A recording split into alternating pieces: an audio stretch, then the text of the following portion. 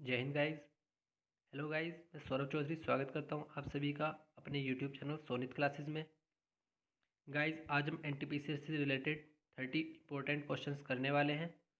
15 minute में हम ये क्वेश्चंस करेंगे जिनके आने के चांसेस बहुत ज़्यादा रहते हैं। ये 30 क्वेश्चंस जनरल साइंस से रिलेटेड होंगे। आप सबसे मेरी रिक्वेस्ट है, प्लीज़ वीडियो को लास्ट तक देखें। अगर आपको ये वीडियो अच्छी लगती है तो वीडियो को लाइक और शेयर करें। चलते हैं क्वेश्चंस की तरफ। हमारा पहला क्वेश्चन है कि वह कौन सा मूल तत्व है जो सभी जैविक यौगिकों में उपस्थित होता है।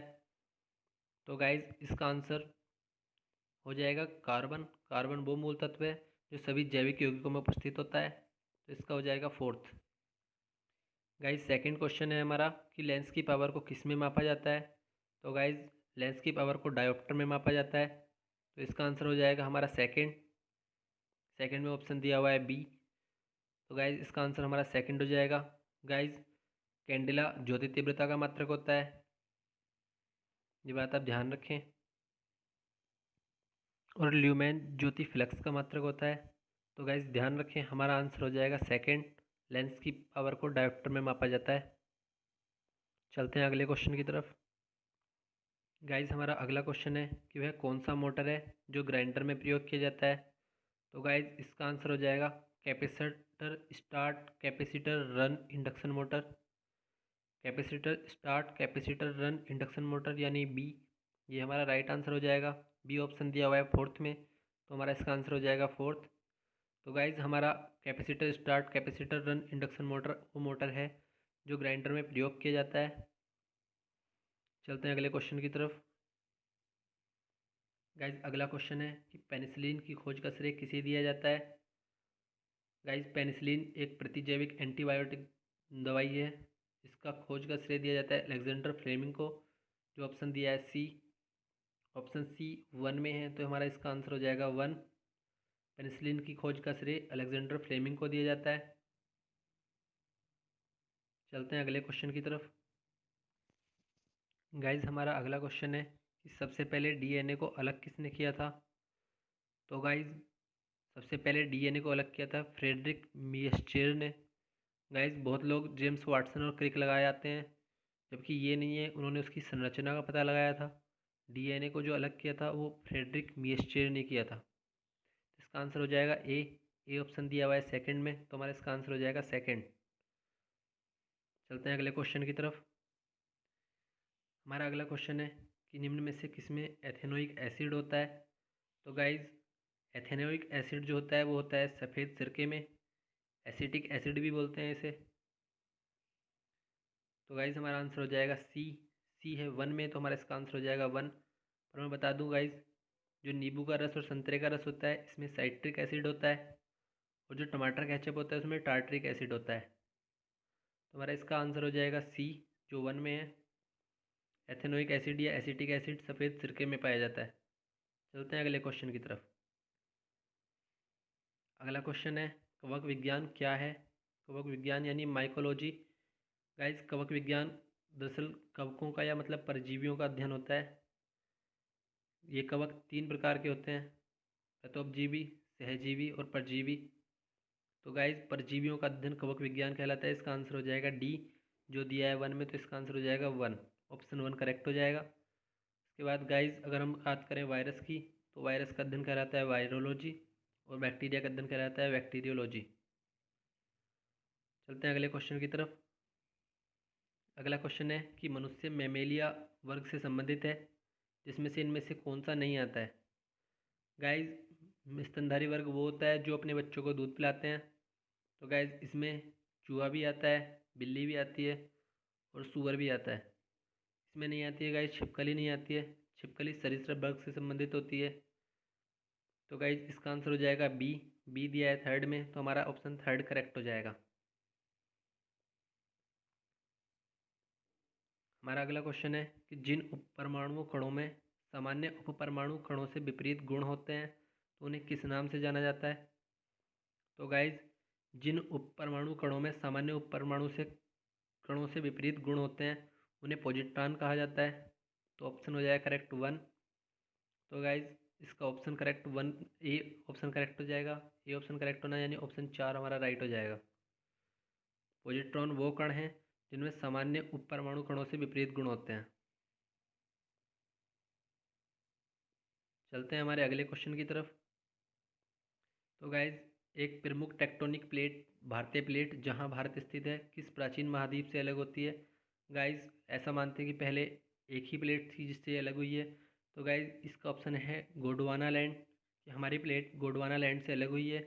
ये दरअसल पैगनेई के दक्षिणी भाग की प्लेट थी जो अलग हुई है गोंडवाना लैंड से। तो गाइज, इसका आंसर हो जाएगा डी। डी ऑप्शन 4 में दिया हुआ है, तो गाइज ऑप्शन 4 करेक्ट हो जाएगा। तो गाइज, चलते हैं अगले क्वेश्चन की तरफ। तो गाइज, अगला ऑप्शन है कि इनमें से कौन सा जीवाणु संबंधी रोग है? तो गाइज, अगर हम बात करें जीवाणु संबंधी रोग की, तो उपदंश एक ऐसा रोग है जो जीवाणु से संबंधित होता है। पोलियो वायरस से संबंधित होता है। और दांत जो होता है वो कवक से संबंधित होता है। और मायोकार्डियल अतिक्रमण जो होता है वो हार्ट की एक डिजीज़ है जो किसी वायरस से संबंधित नहीं होती है या किसी बैक्टीरिया से संबंधित नहीं होती है। ये नॉर्मली हमारे हृदय की नसों से संबंधित होती है। तो गाइज, इसका आंसर सही हो जाएगा बी, उपदंश। तो गाइज, इसका ऑप्शन करेक्ट हो जाएगा 3, क्योंकि ऑप्शन 3 में बी ऑप्शन दिया हुआ है। गाइज, चलते हैं अगले क्वेश्चन की तरफ। गाइज, अगला क्वेश्चन है कि निम्न में से कौन सा डीडीटी के संबंध में सच है? तो गाइज, अगर बात करें डीडीटी की, तो ये इसमें गैर विषैला है, ये भी गलत है। तीखी गंध होती है, ये भी गलत है। और हल्के नीले रंग का होता है, ये भी गलत है। तो इसमें सही हो जाएगा कि ये है एक संपर्क कीटनाशक है, यानी ऑप्शन डी इसमें सही हो जाएगा। क्योंकि गाइज, जो डीडीटी होता है वो रंगहीन होता है, गंधहीन होता है और अत्यधिक विषैला होता है।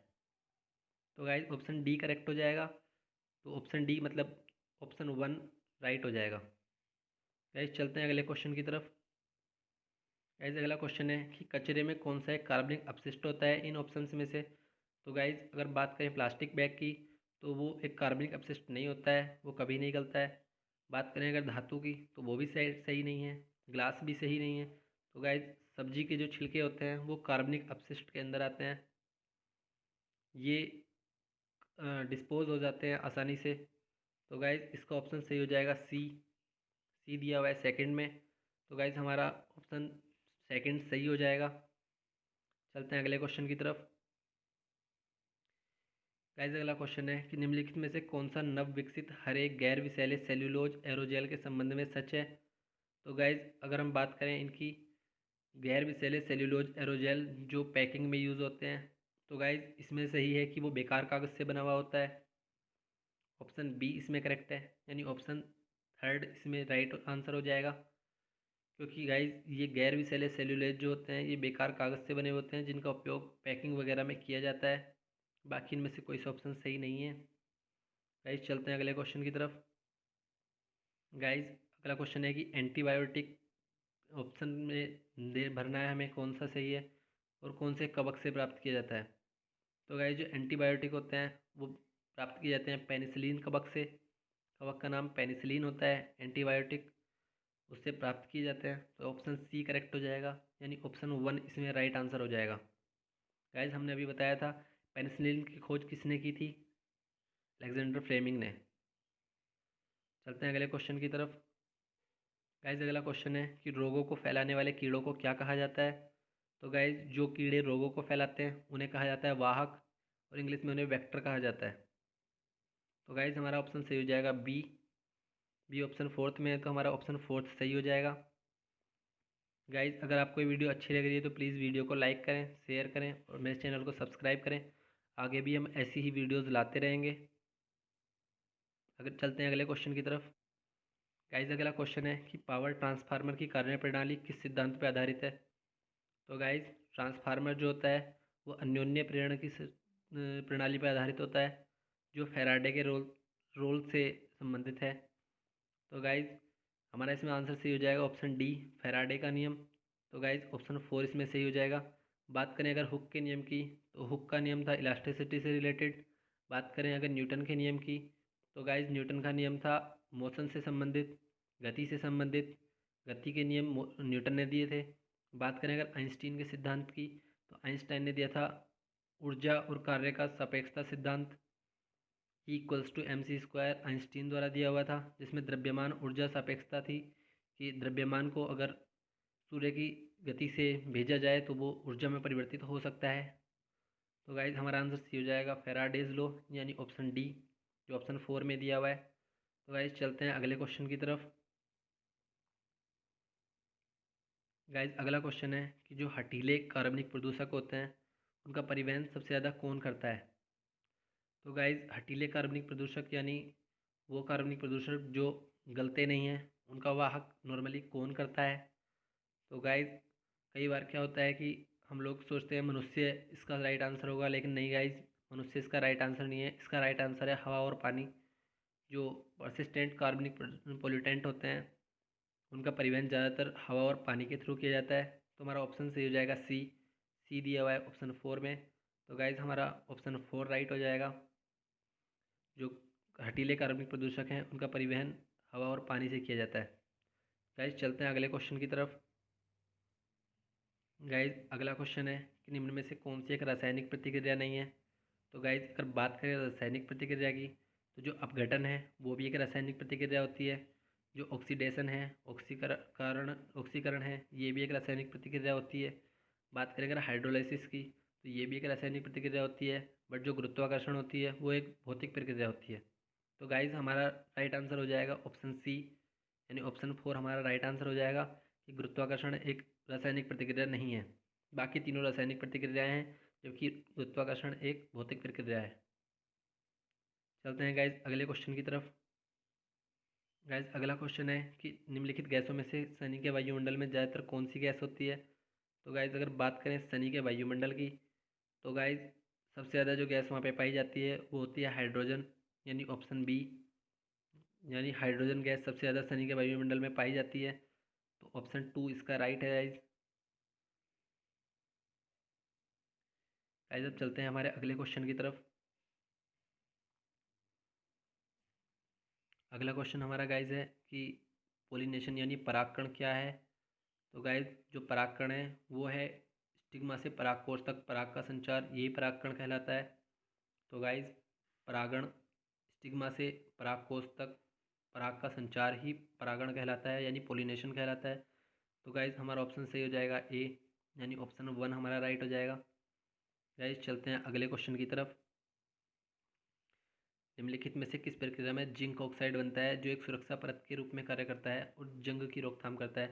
तो गाइज अगर बात करें जंग की रोकथाम के लिए की जाने वाली क्रोमियम जिंक की जो प्लेटिंग होती है, तो गाइज उस प्लेटिंग को बोलते हैं गैल्वेनाइजेशन। प्रक्रिया को गैल्वेनाइजेशन प्रक्रिया बोलते हैं। तो गाइज इसका ऑप्शन राइट हो जाएगा डी, यानी ऑप्शन 3 इसका राइट हो जाएगा। गाइज कई बार क्या होता है क्रोमियम की परत भी चढ़ा दी जाती है जो जंग से बचाती है कई पदार्थों पे, तो उसे बोलते हैं क्रोमियम प्लेटिंग। गाइज मिश्र धातु होता है कि दो से दो या अधिक धातुओं को मिला दिया जाता है और नई धातु बना दी जाती है। गाइज हमारा अगला क्वेश्चन है कि जो अमेरिकी वैज्ञानिक एडविन लैंड थे वो किस चीज़ के लिए प्रसिद्ध थे। तो गाइज जो एडविन लैंड थे वो थे पंजीकृत किए गए पेटेंटों की संख्या के लिए प्रसिद्ध। सबसे ज़्यादा पंजीकृत किए गए थे उनके पेटेंट।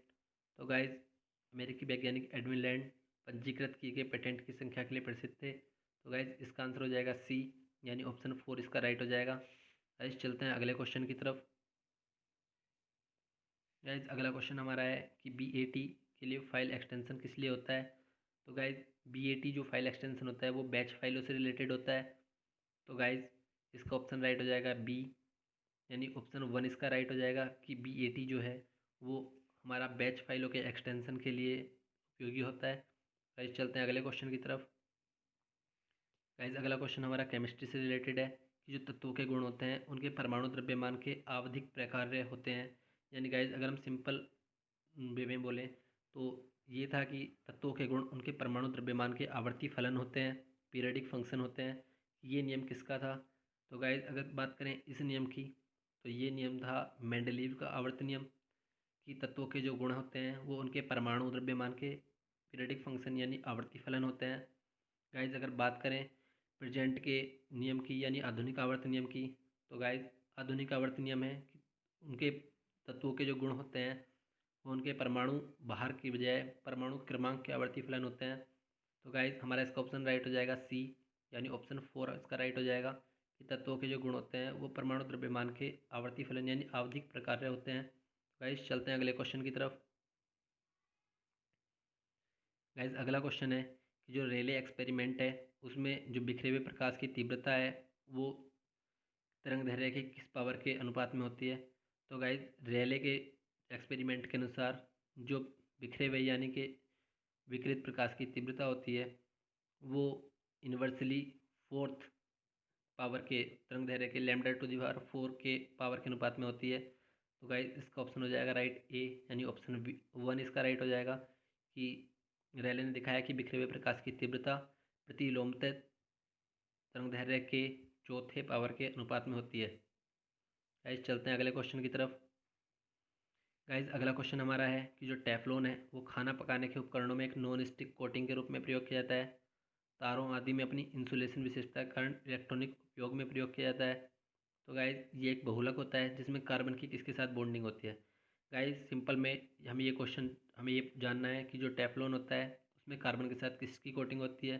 तो गाइस इसका आंसर राइट है फ्लोराइड। कार्बन के साथ फ्लोराइड की कोटिंग होती है जो टेफ्लॉन रेसा बनाने के लिए काम आती है।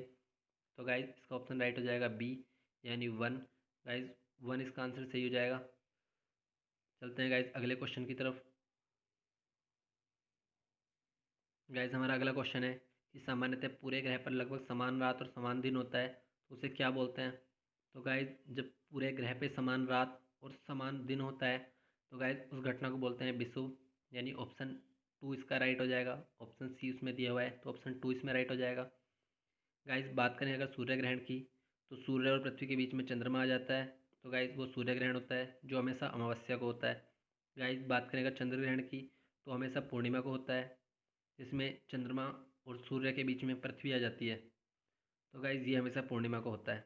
तो गाइस हमारा इसका राइट आंसर हो जाएगा ऑप्शन सी, यानी ऑप्शन 2 इसका राइट आंसर हो जाएगा कि पूरे ग्रह पर जो समान रात और समान दिन होता है तो उसे विषुव कहते हैं। गाइस विषुव एक साल में 2 बार होता है, 23 मार्च और 21 सितंबर को विषुव होता है, एक शरत विषुव और एक बसंत विषुव। गाइस हमारा अगला क्वेश्चन है कि निम्नलिखित रासायनिक पदार्थ में कौन सा अग्नाशय द्वारा स्रावित किया जाता है। तो गाइस अगर बात करें कि रासायनिक पदार्थ जो अग्नाशय द्वारा स्रावित किया जाता है तो गाइस उसे बोलते हैं इंसुलिन। इंसुलिन जो होता है वो अग्नाशय द्वारा स्रावित किया जाता है, यानी इसका ऑप्शन राइट हो जाएगा बी। तो गाइस ये ऑप्शन 2 इसका करेक्ट हो जाएगा। गाइस ये थे 31 क्वेश्चंस जो इम्पोर्टेंट जनरल साइंस के क्वेश्चंस थे जिनके आने के चांसेस ज़्यादा हैं एनटीपीसी के एग्ज़ाम के लिए और सीएचएसएल के एग्ज़ाम के लिए। गाइस ये सभी एग्ज़ाम के लिए इम्पोर्टेंट क्वेश्चंस हैं जिसमें जनरल साइंस आता है। तो गाइस अगर आपको ये वीडियो अच्छी लगी तो फिर कृपया वीडियो को लाइक करें, मेरे चैनल को सब्सक्राइब करें और वीडियो को शेयर करें। गाइस जल्दी हम और भी ऐसी वीडियोज़ लेके आएंगे जिसके अंदर हम ये डिस्कस करेंगे। तो गाइस पूरी वीडियो देखने के लिए आपका बहुत बहुत धन्यवाद। Thank you guys.